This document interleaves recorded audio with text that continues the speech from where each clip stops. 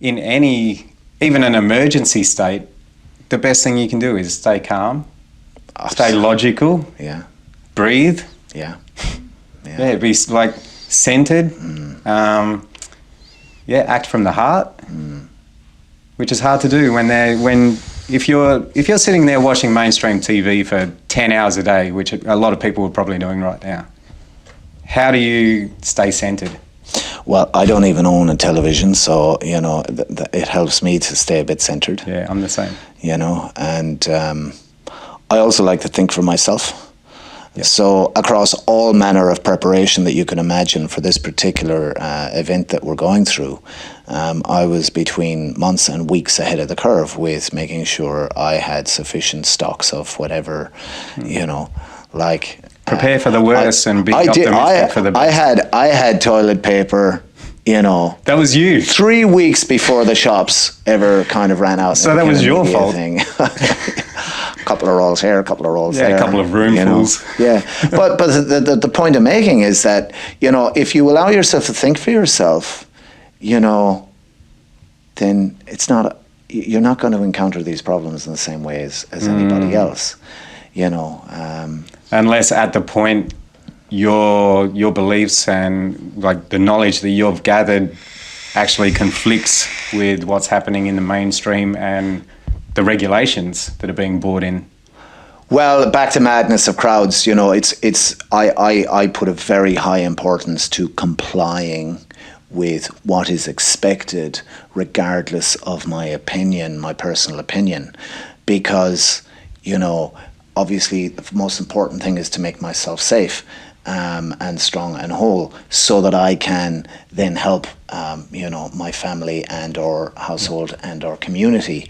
And, we've done lots of good acts of kindness then to the elderly around the street, and we've been able to just say, look, just a little thing like here. You were doing that before this as well. Have some hand sanitizer, we have some, and I know I've been to your place and to your neighbour's place, and you have that old school like community vibe in your street, which a lot of streets don't have anymore, and a lot of people don't know their neighbours. We're very blessed where we live. We do live in an amazing street, What a time now though to go out and get to know your neighbours.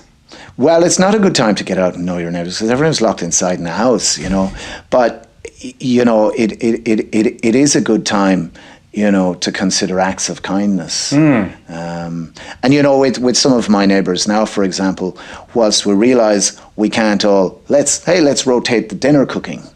What we do now is when we're preparing food, so if I've decided if we're going to have roast chuck for dinner tonight, I'm going to make 3 roast chucks. And I'm going to ring my sister and another one of my neighbours, who I often eat with, and saying, well, accessorise your own meal. We're sending you over a cooked chuck around 6. Beautiful. Yeah. And so we're not having dinner together, but we're still taking the opportunity for food sharing and meal sharing as a kind of is lovely shared kind exchange of kindness. Yeah. To do things like that. So the way things probably used to be.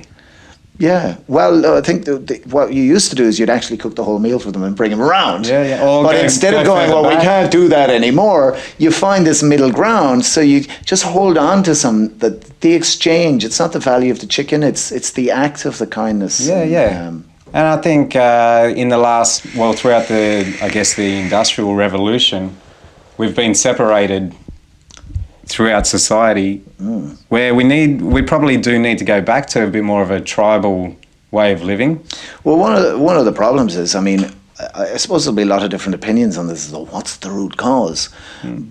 But socialism for me is a very big player in the middle of that root cause. It may not be exclusively responsible for it. Of course, you've got fiat money and other kind of conspiracies around that. What causes what? But for me, socialism is the problem because there's a lot of people now who don't actually feel personally responsible for their health. They feel like the medical system is responsible. The doctor will save them. Yeah. And the same thing is like, if you hear an atrocious act happening next door in your neighbour's house, you are not entitled to go over there and, stop that act of domestic violence. That's against the law for you to do that. So you're, this act of creating a big brother, which is socialism, you know what I mean? So there's the education, education, there's the police, and then defence forces, and then there's the medical system being the big ones, and of course unemployment assistance. They actually serve to undermine us as a community in the ways that we would act towards each other, and support for each other. And, you know, in the short term, socialism is great. In the long term, there's some consequences of these actions. Is this the greatest display of socialism you've ever seen, with the government stimulus and this is support, injecting finance into the system the way it is right now? I mean, this reminds me of, you know, a typical stock market bubble, right, has a characteristic behavior that's very common of them.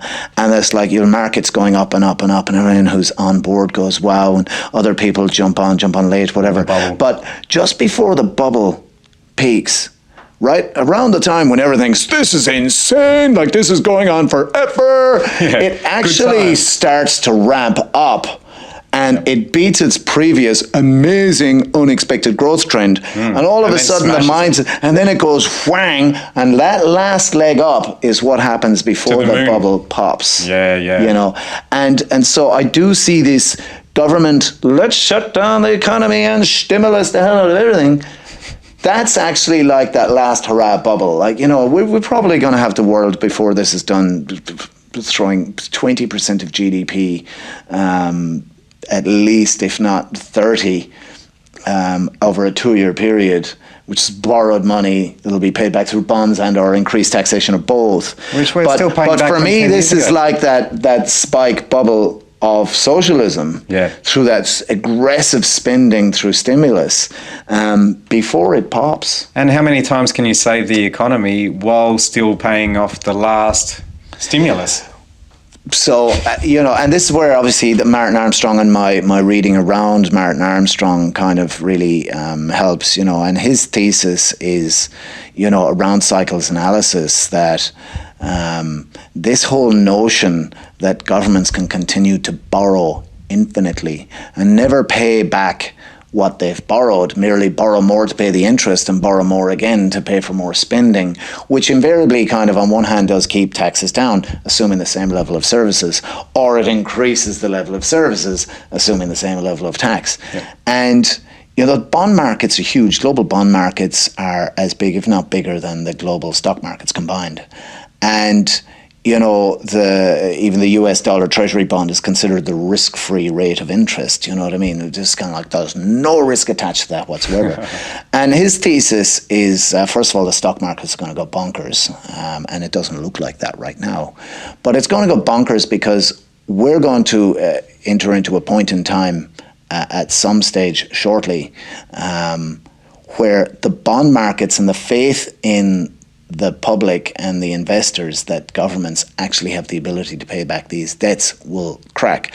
And when you have a market as big as the bond market, which is as big approximately as the global stock market, that money starts to exit.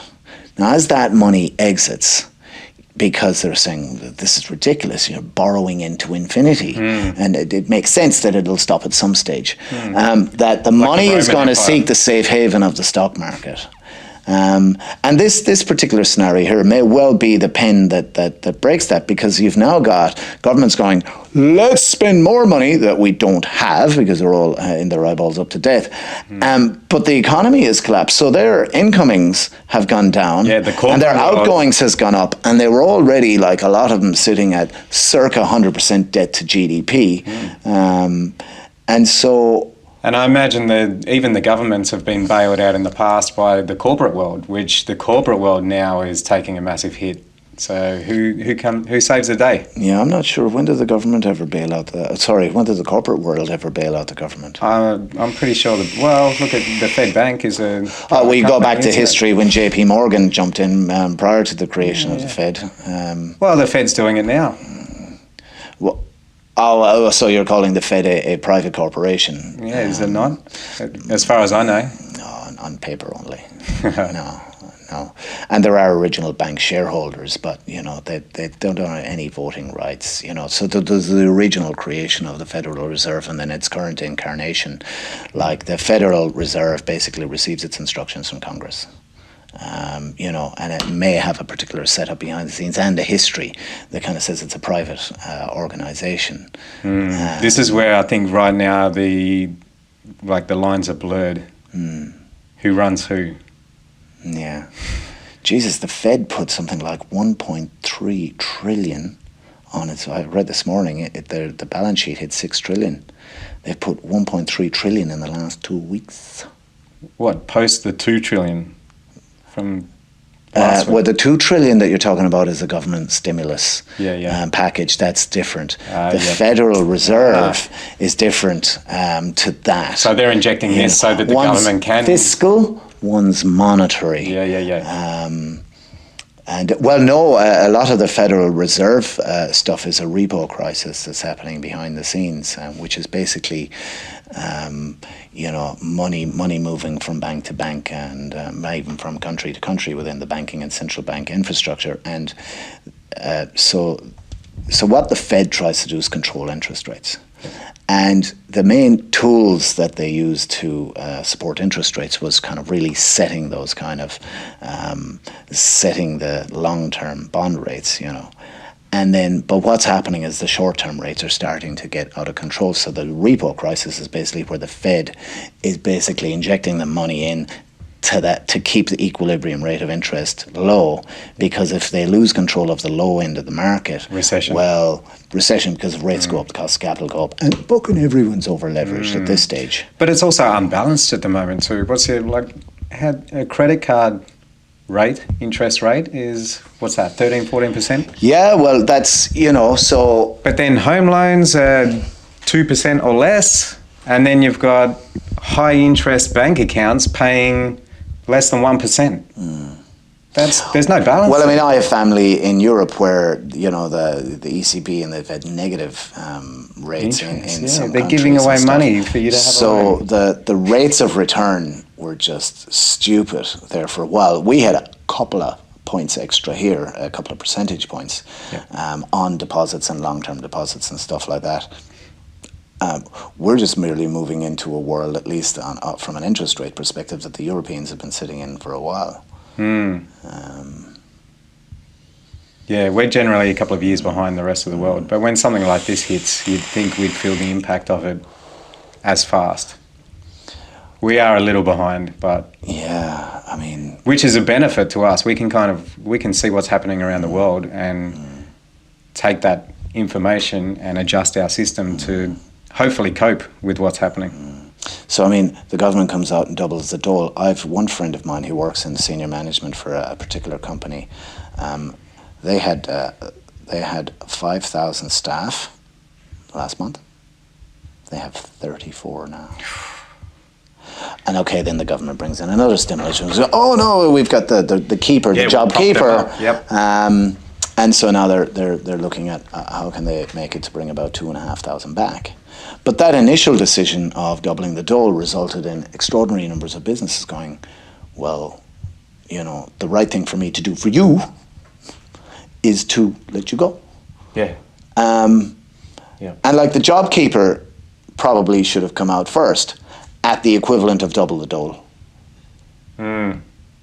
But now you've got people, for example, let's say they were a casual worker, they were working, 20 hours a week. And so the job keeper says, well, you can come back for $750 a week. But the dole's going to give them, and possible with rent allowance, I'm not sure, but it's basically $550 a week. So now you're basically saying to people, would you like to come back for $200 a week extra? And work 5 days a week? And do 20 hours, $200. And they're like, Do you think this could be the changeover to the universal income that has been proposed for the last 10 years or so? Maybe. That's just another ridiculous idea. Anything is possible. Ridiculous to you as a business owner, or ridiculous to... Ridiculous to me... Just 1 second. So yeah, universal basic or basic income is ridiculous to me. Basically, because I studied economics, and some of kind of what I learned in the thought structures and the analytical frameworks around that led me, means that I look at moral hazard all the time. You never hear that term in the radio or the media, really. And moral hazard is a very important concept. And so, for example, how it was described to us when we studied is you take 10 people who have insured their house against fire, and you take 10 people that have not insured their house against fire. That eventually and over time, the behaviours of the people who have not insured their house against fire retain a reasonably high discipline of taking all the necessary steps to protect their house against fire through their own actions, switching off the power points, not going out with a fire blazing and forget to put up the fire guard or whatever. More aware of the and other the people who are insured, on average, their behaviour is to protect against the fire outcome. They're a little bit more Blasé. because they have insurance. Yep. Right? So you protect it on one hand, and you pay the money to protect it, and then your behaviours work in the opposite direction of the thing that you've paid to protect. So on one hand, you look like you're the type of person who cares more about managing this risk than the ones who are uninsured because you've paid the insurance. But then on the other hand, your own behaviours run entirely contrary to that. And it's moral hazard. Okay. Is there a particular ratio that... I don't know. It's been a long time since I studied, It would be interesting to know, if your behaviours become lax to that, your chance of it happening go up. So, the ratios would go up. And so a moral hazard kind of perspective around unemployment benefits, for example, is that you... and now you've got this double the New Start on one hand, and you've got the JobKeeper on the other hand, is... how many people who are now on New Start, who get the opportunity to come back to get their job again, how many people will go, $200 a week, 20 hours a week work, is it worth it? Now, so I'm really only working for $10 an hour. So basically you've compromised these money flows. The money flows have created a behavior in people that doesn't serve their individual best interest, because, to choose to kind of do nothing for a period of time instead of being productive, it's just not good for your own personal long term. You're not helping the person. There's the give a man a fish and there's a teach a man to fish. And the giving a man a fish continuously reduces their need and or desire to learn how to fish. And so, when you look at moral hazard, you look through the prism of, okay, it's pretty important to teach a man how to fish instead of giving them a fish. Do you think this may separate those who are working a job that they're actually passionate about and wanting to get back to work from those who are working purely for an income and not interested in what they do? I mean, look, the world is full of all sorts, and legitimately and wonderfully so. The question of passionately working in something, I mean, I'm very passionate about quality, about doing the absolute best that I can and trying to make it improve. Yep. I mean, so I currently work in the flooring industry, for example. Yes. There's nothing about flooring that is kind of what I was passionate about. I wanted to be a flooring guy. It wasn't your dream growing up. But I get a great kick out of, embracing all the learning opportunities that it bring and figure out what can I do to make it better, make it more efficient, and like we spoke about earlier, to kind of change it around so I get more personal freedom. Those elements that you do enjoy about it, could they be applied to any industry? Or is there something about flooring in particular that... No, not at all. I mean, it could be flooring or jelly beans. Yeah. But I get my personal satisfaction and my passion comes into the pursuit of quality. And it makes it very simple for me because I can be passionate about doing all manner of things. Yep. And so if I was to complicate my life by saying that I could only be passionate about doing some one narrow thing, then I'm really putting shackles on my own life, and I'm choosing to do it, I'm doing it myself. And if people do that to themselves, well then they'll live the life that they serve themselves. Yeah, I think obviously you're in a different situation to a lot of people, and maybe even the majority of people who don't have their own business, who go to work purely for income. I worked just as hard when I was an employee. Yeah. I used to go into work an hour and a half early in Sydney and read the internal intranet news space system for an hour and a half before I ever started working. And then I worked late. Maybe that's the key, is like crossing over your interest, taking your interests into your workplace, regardless of what your workplace is. And I know a lot of employers would probably not be happy about people doing that, but there's big time employers now who embrace that and have like free day for you to work on what you'd like to work on. Whatever you create throughout that day remains property of the business, as you're getting paid by the business. And so back to universal basic income. Universal basic income provides the mechanisms such that huge proportions of people can basically become their own worst enemy, because they're given the pathway to do less instead of do more, to push themselves less instead of push themselves more. They're taking the free fish and not learning how to fish. And, you know, on an individual level, everyone's responsible for themselves. Yeah. But on a social level, on a grander level, on a question of national policy, you know, the policymakers have a responsibility to make sure that the systems they put in place encourage personal strength, personal growth, personal development. But then every individual is also responsible for that, like you say.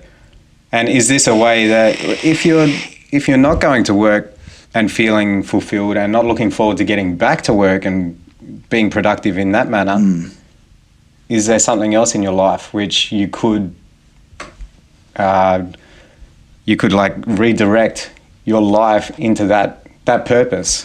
For sure, this will be amazing for some people because they're going to be entirely productive. And for others, so some people even have, you know, an hour and a half each way travel to work and back, you know, so there's that 3 hours in addition to the working hours, and their ability to be productive about pursuing their ideas by being given a cushion. This is not to say that everyone's a loser or everyone's a winner. It's to say that we don't spend enough time taking account of the losers. So, for example, when we talk about and think about and through the media, like increasing the dole, the entire conversation is all about, you know, the winners of that. You'll never hear the term moral hazard, and you'll never look to those people who might otherwise have continued to push themselves harder, and they go, they're at the margin, and they go, fuck it. You know, and they're casualties of the particular endeavour. You know, and the socialist window basically positions us to think that, you know, more money into healthcare is good, more unemployment benefits are good, more pension payments are good. Like, more of everything is positioned as being good if we can do it. And there is some good to some people, and there is some bad to other people. And then there's a whole bunch of people it doesn't apply to. For unemployment assistance, it doesn't apply to the people, not a lot of people who retain their job. But we never ever actually analyse both sides of the coin. You know? And those who may appear to be the losers now may eventually become the winners, and those who appear to be the winners now may on an individual level anything is possible, you know what I mean? You definitely have losers becoming winners, winners becoming losers, unaffected people, and so on and so forth. But the that's aggregate when your drive impact comes into it. Like, what are you driven to do? Are you driven to be in that losing category, or are you driven to be in that winning category? And I think we're now given opportunities in different areas that we've never been given before to maybe redirect your life, maybe go back into what you're doing with more purpose. Or choose to retreat. Which, for me, that's not really an option. No, why not? I mean, I reckon I have at least 2 years worth of work in front of me every single day I wake up. And the amount of stuff I've got done in the last 3 weeks, I've basically rebuilt this place. This has been the best thing to ever happen to me. And it's great to be productive, and if you're productively oriented, fantastic, you know. Of course, you can be productive too. You can clean your house, strip it top to tail, repair stuff, fix your gardens. You can do all sorts of amazing stuff. You've got to be adaptive during this time, you know. But unfortunately, that's the good side of the good outcome side of the particular change. Yep. And then there's the negative outcomes associated with the particular change. And if you don't analyse both the good and the bad, you'll never really know whether the change of the policy has actually been good for us collectively. Yep. And we don't. And you'll never see it. You'll never see the analysis. We won't see it until a couple of years down the track, and we can look at the figures. Look, I think everything from property to employment and stuff now. You know, I'm not looking forward to seeing how this kind of plays out. And now there's the other thing that's like so you could double the new start for 6 months, and then 6 months like, all right, yeah, half again, if that happens in 6 months.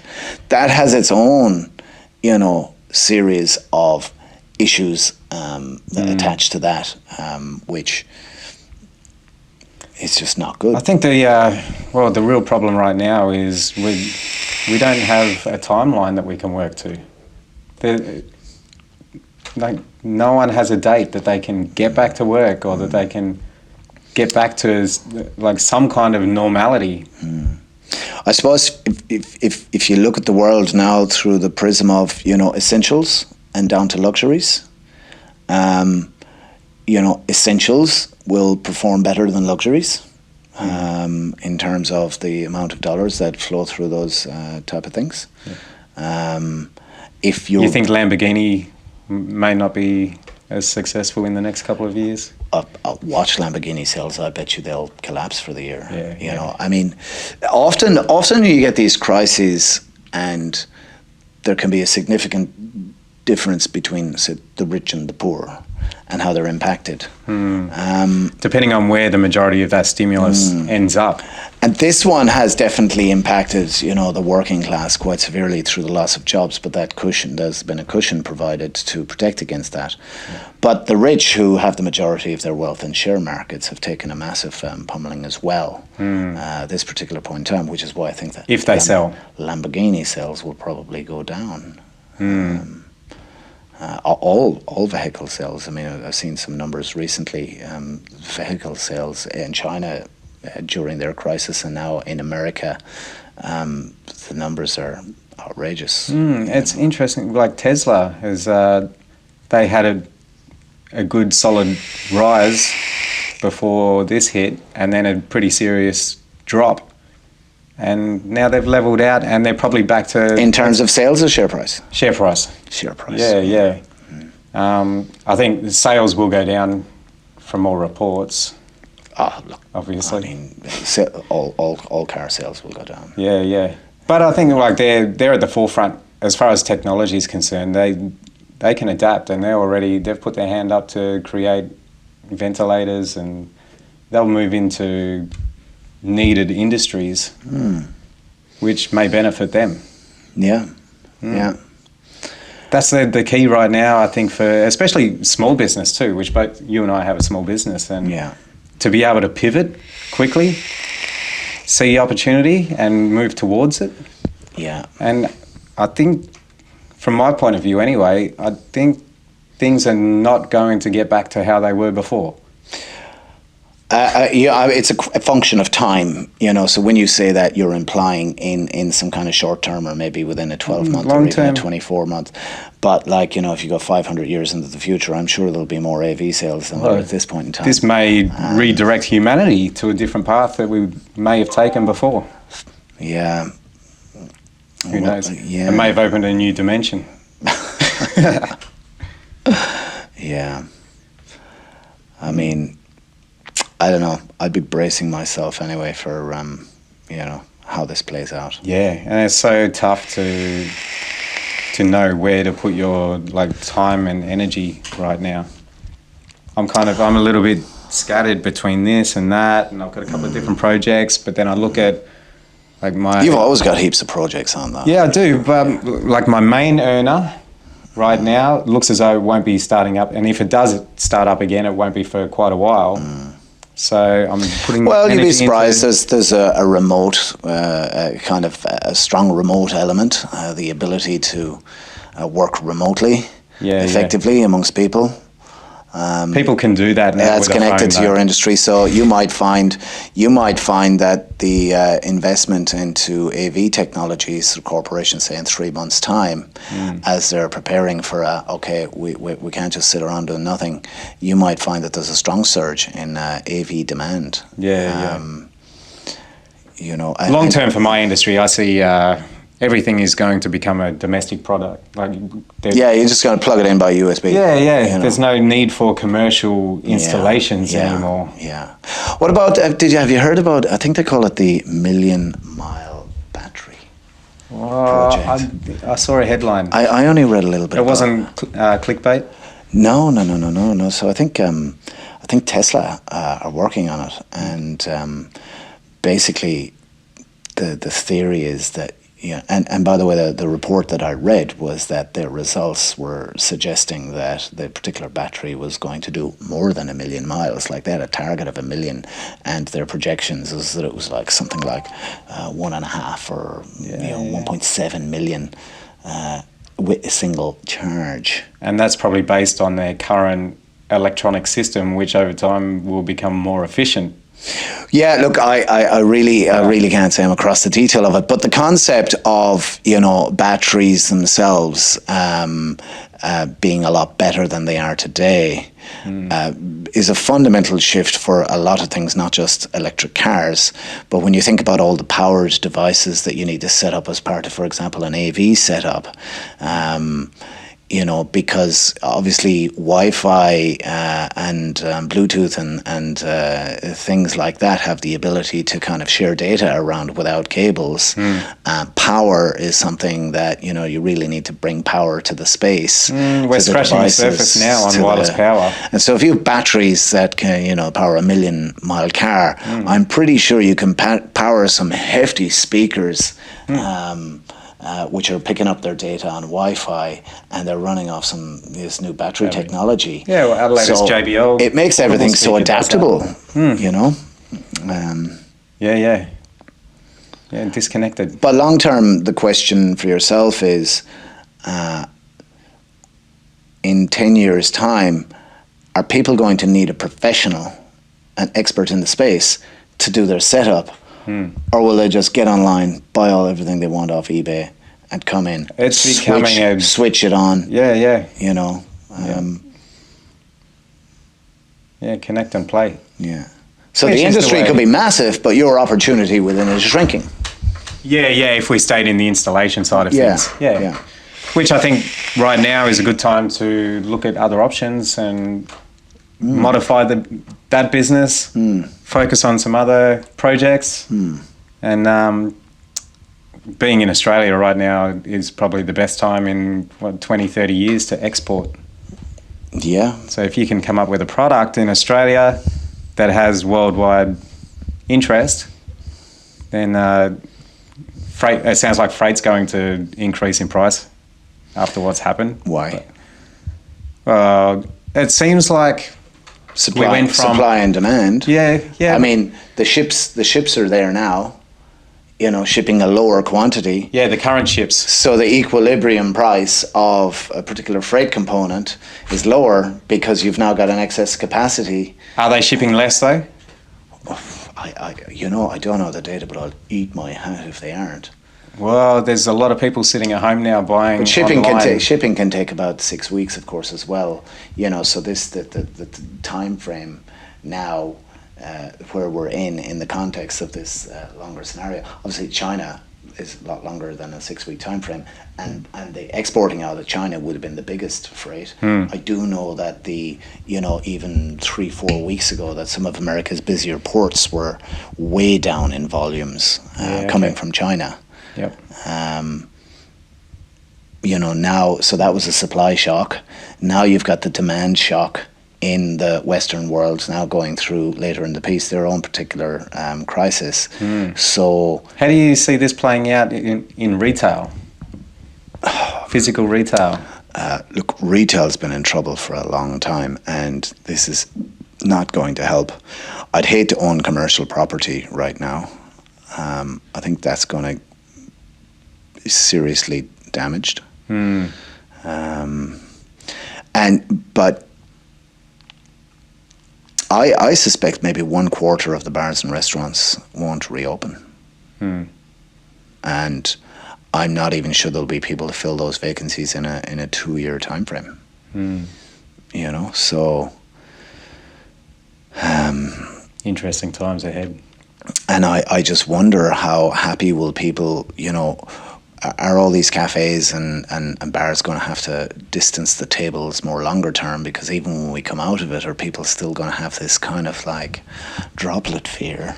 Yeah, and we saw the best time in history, didn't we, in the last 10 years? Well, the best time in history so far, yeah. But that depends. How do you go from that to that depends. That depends on whose shoes that you're filling, you know. Because I'm sure Nero had some good times. Yeah.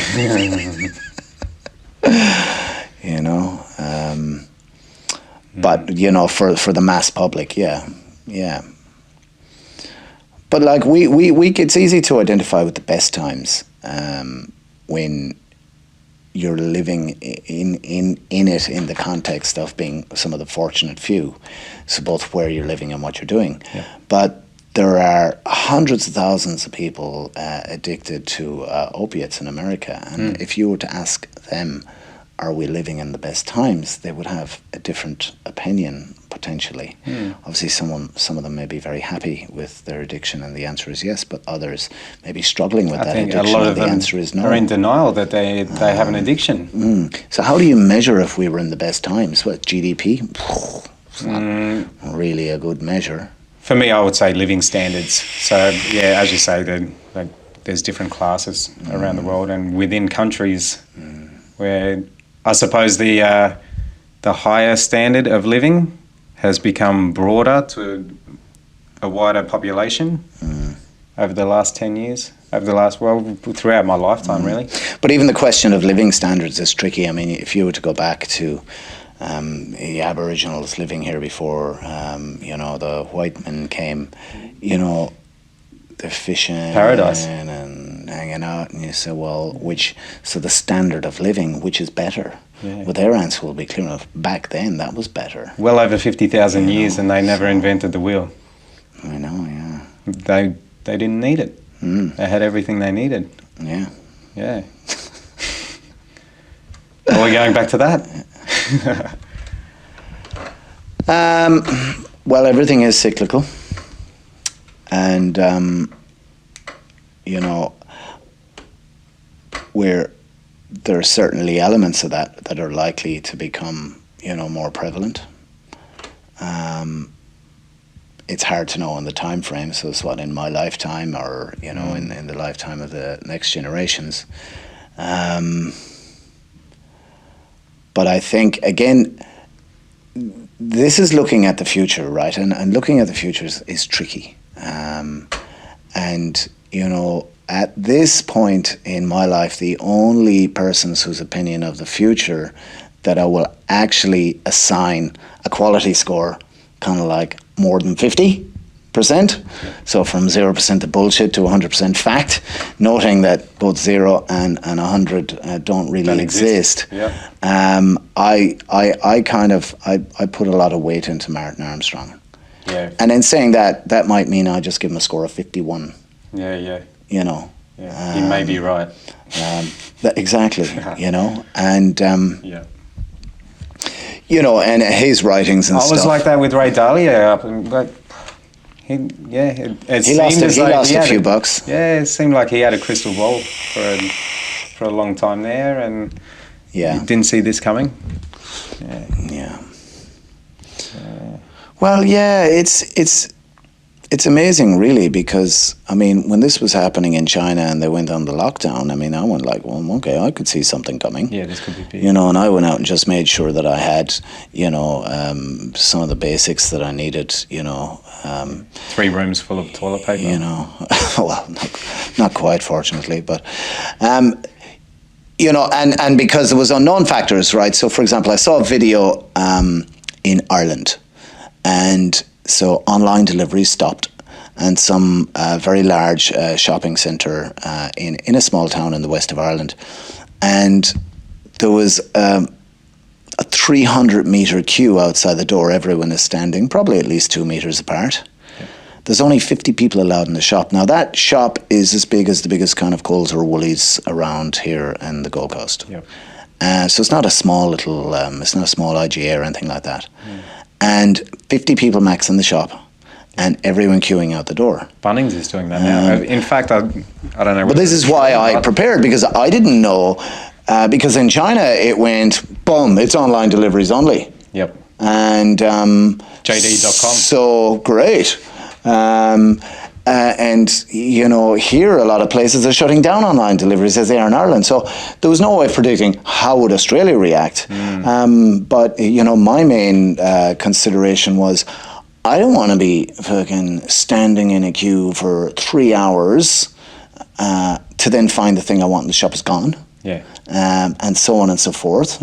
So it was about being able to reduce my need to have to go and deal with that clusterfuck, you know. Because there was moments here where the shops were thronged. There was a video online recently. Aldi closed in Eleonora, and I don't know, it was only a short closure, maybe 2 weeks, and they reopened. The video was taken down, but it looked like there was like 400 people, and they were pushing each other up against the door to get into the open Aldi. You know, so how long did you stock up for? There was 6 of us in the consideration, and so, you know, we just made sure we had enough of everything for 2 weeks. A couple of weeks. Yeah. Well, that's crossed my mind to stock up as well. And then I thought, well, like, how long do you stock up for? And then at the end of that time, you still need to go out. It's just a buffer, you know, because there's panic cycles. You know, that now the shops aren't massively thronged and supplies are coming back. And so, you know, it afforded me the ability to not participate in that crazy panic. Yeah. And now things are coming back to, well, not normal, but now that kind of element of the panic has subsided, and it's okay. And we've gone out to the shops to get stuff. There's obviously stuff you don't stockpile, and obviously fresh veggies. But there's still the risk hang over everyone's heads that tomorrow they may be closed. Yeah, there was plenty of April Fool's jokes saying they were going to shut the bottle shops in Australia. Right. Last thing that closes here. I'm ready for that too. Homebrew. Yeah. I was thinking about brewing here. Yeah. Anyway, man, we're going to have to wrap this up. All right. Well. Awesome. Pleasure, bro. Boom. Thank you. Good stuff. Yeah, great chat. We'll do this again.